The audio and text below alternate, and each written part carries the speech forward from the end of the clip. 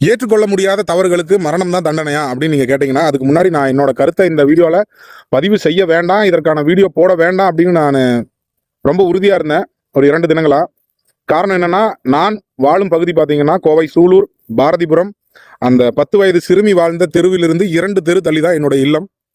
எனக்கும் 2 மகள்கள். மூத்த மகளோட வயசு 10. இதை நான் எப்படியாவது கடந்து போயிடலாம் அப்படின்னு சிந்திக்கும் போது அது அது ஏன்னா நமக்கு ஒரு துயரம் ஏற்படும் பொழுது நமக்கு அது நம்ப முடியாது இல்லையா. இது நடந்திருக்காது, ஏதோ கற்பனையா இருக்குமா, இருந்துடக்கூடாதான் நம்ம நினைப்போம்ல. அந்த மாதிரி தான் 2 தினங்களா எனக்கு மனதுக்குள்ள ஓடிக்கிட்டே இருக்கு.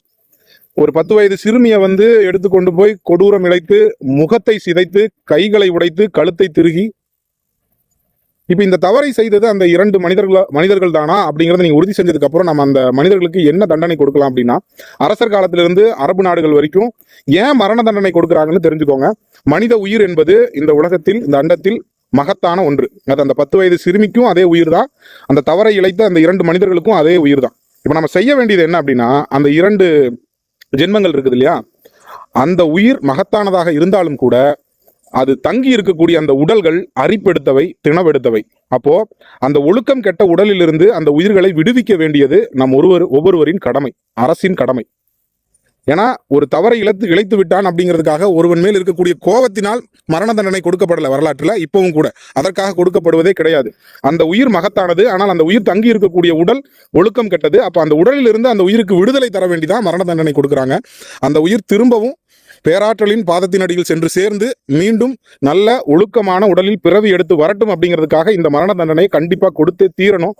நிறைய விஷயம் எனக்கு பர்சனலா கனெக்ட் ஆகுது. என்னோட எமோஷனா கண்ட்ரோல், ஏன்னா எனக்கு எதுவும் புரியல. இது ஏன் நடக்குதுன்னு புரிய மாட்டேங்குது. ஆனா ஒண்ணு மட்டும் தெரியுது, இது திரும்ப திரும்ப நடக்கிறதுக்கு நாம் எல்லோரும் ஒரு வகையில காரணம் தான்.